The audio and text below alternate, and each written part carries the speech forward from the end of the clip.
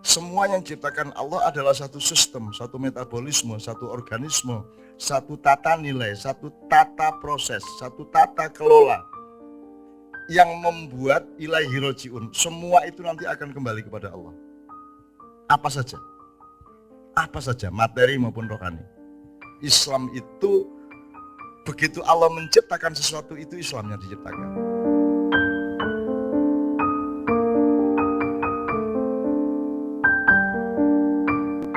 Islam itu tidak dimulai dari Iqra. Bukan Iqra diwahyukan kemudian seluruh Quran terus terjadi Islam. Oke, itu juga Islam, tetapi dia tidak pertama kali. Alasannya satu, kalau Islam dimulai dari Iqra berarti sampai Rasulullah berumur 40 tahun dia belum Islam. Betul nggak? Berarti nabi-nabi yang lain juga belum Islam. Ya, terus berarti nikahnya Nabi Muhammad juga tidak sah? Tidak sah Secara Islam. Berarti Nabi Muhammad anak jadah. Nah ya. Dan seterusnya, dan sangat banyak. Dan semua nabi-nabi yang lain juga tidak ada yang nikah secara sah. Oke. Ini kan hancur lebur ini, alasan ini. Menghancur leburkan pandangan itu. Satu. Kalau ditambah dikit, Rasulullah itu sebelum Iqra dia sudah lulus menjadi manusia kamil, sudah al-amin, dia sudah puncak menjadi manusia yang sangat bisa dipercaya dan mendapat gelar al-amin, itu semacam S3 kemanusiaan yang cum laude. Alasan yang kedua, apakah mungkin Allah menciptakan sesuatu yang tidak bersifat Islam? Apa ono Gusti Allah nggawe barang sing dudu Islam? Kan yang bukan Islam kan yang apa? Yang kufur, yang syirik, yang kan gitu ya. Apa mungkin Allah menciptakan sesuatu yang sifatnya tidak Islam? Islam itu maksud saya sesuatu proses yang membuat pelakunya itu sampai kembali kepada Allah. Dari innalillahi menjadi ilaihi roji'un. Gitu ya, jelas ya. Apa mungkin Allah menciptakan sesuatu yang tidak Islam? Islam itu nanti Pak Muzamil tolong jelaskan. Dia kata sin lam mim itu punya 16 fundamen dalam nahwu sorof kalau tidak salah. 16 fundamen. Ada salama, saluma, ada silmun, ada salama, ada salima, ada macam-macam, ada 16. Sulam, ada 16 kemungkinan dasarnya. Berarti variabelnya bisa berpuluh-puluh atau bahkan beratus-ratus. Jadi teman-teman sekalian, Islam itu tidak dimulai dari Iqra. Iqra adalah awal dari kesempurnaan Islam. Kesempurnaan secara alam, secara natural sudah sempurna sejak sebelumnya. Begitu Allah bilang kun, dia sudah sempurna. Tidak saya perpanjang ya. Kemudian kesempurnaan secara kebudayaan sudah pernah sempurna. Misalnya di zaman pemerintahan Yusuf, di zaman pemerintahan Sulaiman dan Daud, dia sudah sempurna Islamnya. Jadi tidak benar bahwa Islam dimulai Iqra. Ya, oke. Terus kalau gitu dimulai dari mana? Apa dimulai dari Nabi Adam? Wa 'allama Adamal asma'a kullaha tsumma 'allama al-malaikah. Enggak. Singkat kata, pertanyaan saya tadi, semua yang diciptakan Allah adalah satu sistem, satu metabolisme, satu organisme, satu tata nilai, satu tata proses, satu tata kelola yang membuat ilaihi roji'un. Semua itu nanti akan kembali kepada Allah. Apa saja?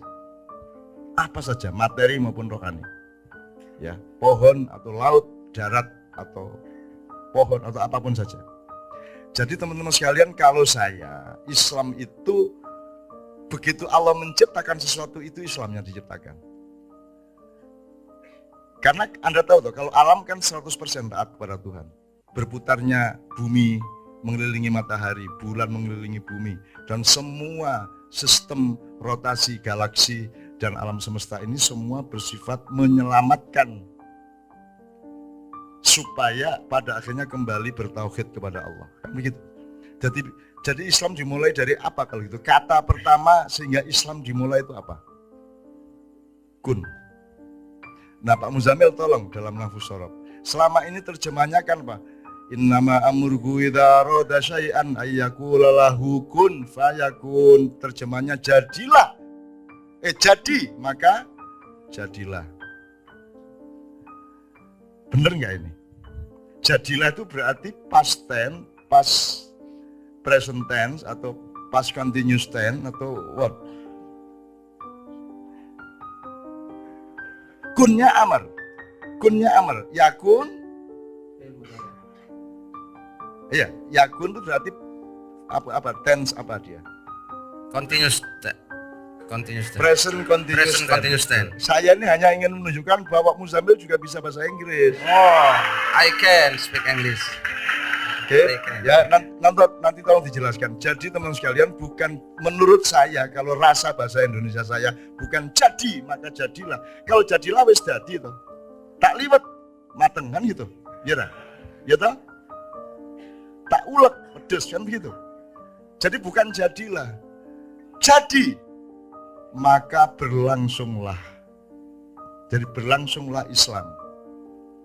Seluruh tata kosmos, pohon-pohonan, semua alam semesta, semua makhluk-makhluk Tuhan itu semua melakukan Islam.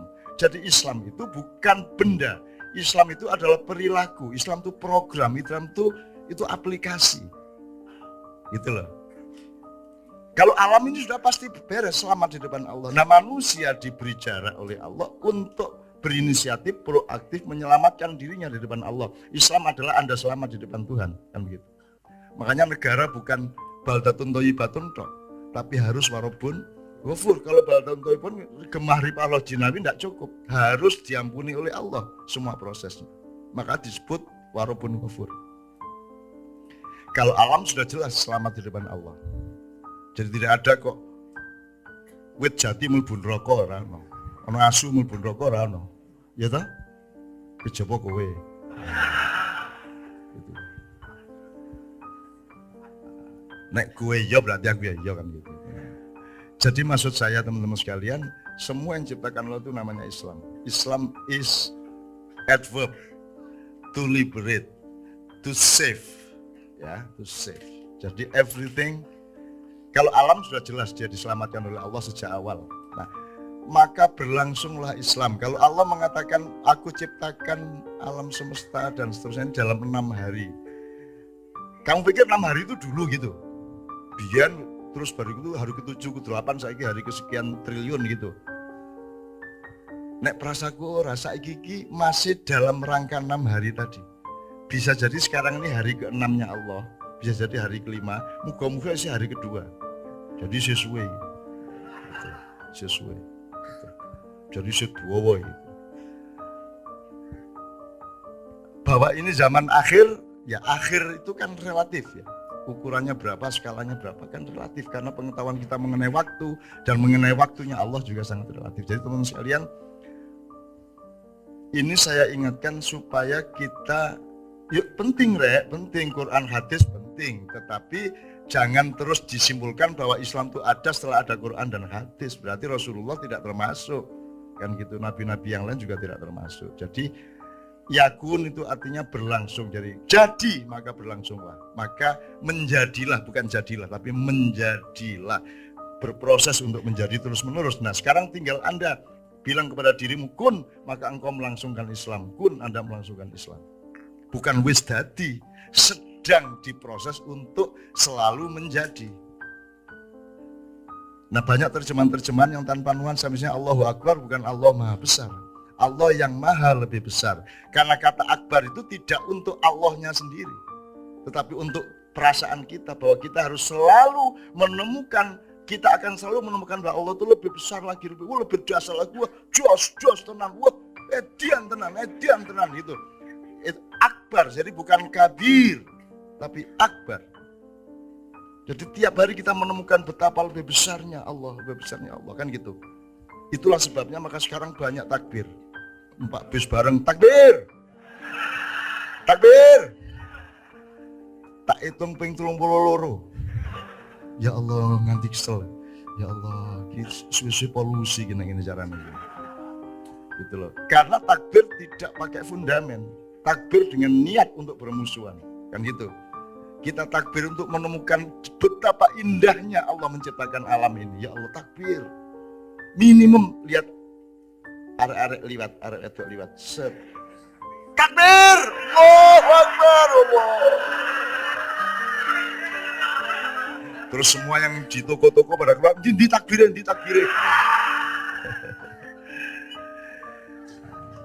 Itu kan everything happen for reason ya. For reason. Jadi if you say Allahu Akbar, what is the reason actually? What is the basic of that? What is the source of that kan gitu? Apa basicnya apa? What is the reason to say Allahu Akbar kan gitu? Nah malam ini kita mencoba menemukan ya Allah. Jadi begitu Allah bilang kun, berlangsunglah Islam. Kalau Anda mengatakan bagaimana tuh Amerika katanya negara kafir kok hukumnya bagus, ya sistemnya bagus misalnya. Ya karena Anda cara berpikirnya masih pra penciptaan Allah. Masih prakun gitu. Jadi sekarang ada istilah prakun gitu. Cara berpikirmu sih prakun, begitu kun itu Islam berlangsung. Jadi kalau ada sistem hukum yang bagus, rakyat terlindungi, orang-orang semua bersilaturahmi dengan baik, peace each other, that is Islam. Artinya save each other, that is Islam. Kan bedanya adat administrasi apa tidak kan gitu. Bedanya orang baca syahadat atau tidak. Jadi kita bergerak antara syahadat resmi dengan berlangsungnya Islam secara moral, secara cinta, secara ilmu kan gitu. Nah, Anda milih yang mana? Jangan disuruh milih. Yang benar itu yang penting bersyahadat dan sholat beribadah ataukah kelakuan baik.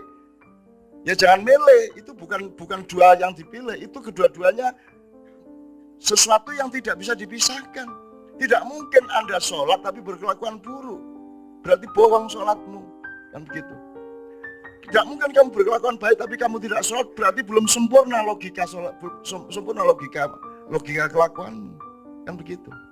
Kan Anda sholat kan tidak hanya karena Allah nyuruh, tapi karena Anda sendiri punya kesadaran, mosok saya tidak terima kasih sama Tuhan, mau cuma bisa 5 kali sehari aja.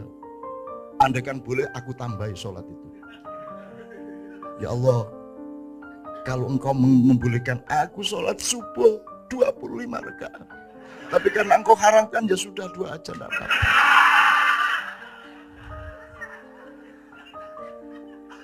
Kalau boleh saya mau tambahi, tapi karena bolehnya cuma 2 ya sudah 2. Supaya Allah menilai wis tak anggap sholatmu pahalanya 25 ngono karepmu to.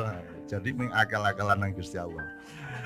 Gitu ya. Jadi Anda tiap hari jangan berpikir prakun. Begitu kun berlangsunglah Islam. Jadi proses dirimu untuk selamat di depan Allah, that is Islam.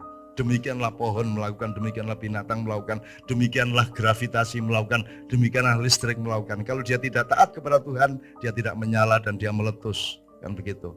That is ilaihi roji'un. Kan gitu ya.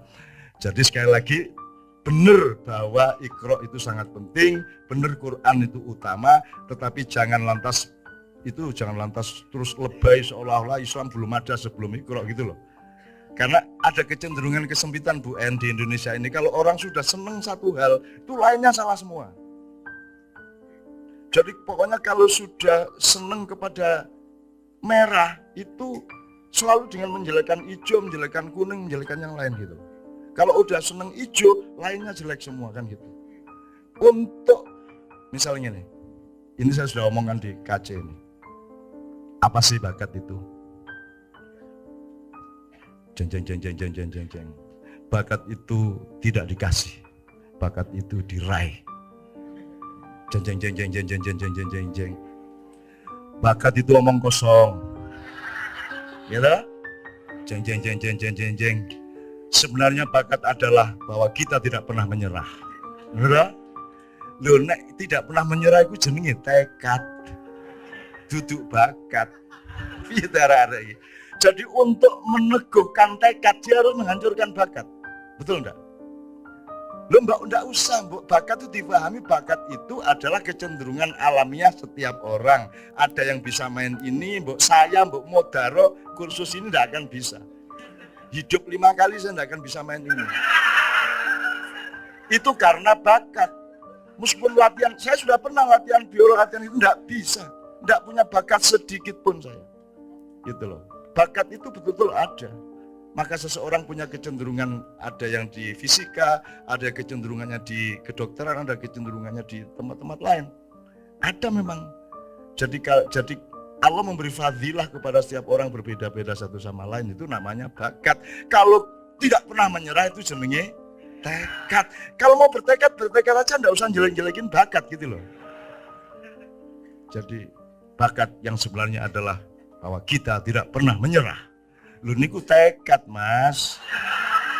Nek bakat niku nggih gawan bayi, nggih mboten? Ya toh, gawan bayi. Kayak biolanya blotong itu, coba Pak Nevi suruh biola. Nggak bisa. Pak Nevi itu bakatnya apa ya? Itu loh teman sekalian. Saya paham kenapa orang punya kecenderungan seperti itu, tapi mbok agak seimbang berpikirnya. Kalau di Ma'iyyah ini kan kita belajar dan berlatih seimbang berpikir. Ya bakat ya penting, gitu loh. Kayak saya ini dagang nggak bisa sama sekali, belas dagang nggak, dagang main musik itu nggak bisa. Nek menggagas musik bisa, tapi tanganku ki ra iso, Mas. Ra iso ngene iki lagu wis belajar ding ding ding ding ding ding ding ding ding ding ding ding ding ding ding ding ding tahu aku wis belajar yang kuwi tok ambek anggere niku kita kuwi wae. Memang enggak bakat saya. Termasuk saya enggak bakat memelihara kuda, bakat saya memelihara kambing. Itu juga bakat. Cuman kita belum riset aja. Bahwa ada kecenderungan jodoh azwaj itu kan bakat, Pak. Azwaj itu artinya ada jodoh manusia dengan entah dengan lawan jenis, entah dengan sesuatu hal. Ada orang yang meludah itu jadi. Terus itu geni, meludah jadi. Kayak Gontor itu bikin pesantren, cuh dari pesantren. Terus saingannya Indomaret lah Gontor itu. Saya ini nggak bisa bikin pesantren, dia apa-apa nggak iso, nggak bisa saya. Nggak. Wong saya nggak bisa mandek kok. Ya pesantren piye? Santriku kapan ngaku rono. Kok setrika ngene sret. Kapan nggak bisa? Bukan soal teknis saja, memang saya tidak mampu duduk di suatu tempat seperti itu. Jadi bakat itu ada.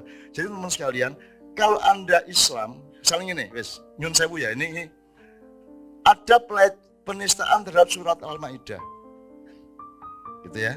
Terus orang Islam merasa bahwa ini yang dilecehkan adalah Islam, gitu kan? Yang dilecehkan adalah Al-Quran. Ini Al-Maidah, ini Quran. Quran ini punya siapa ini?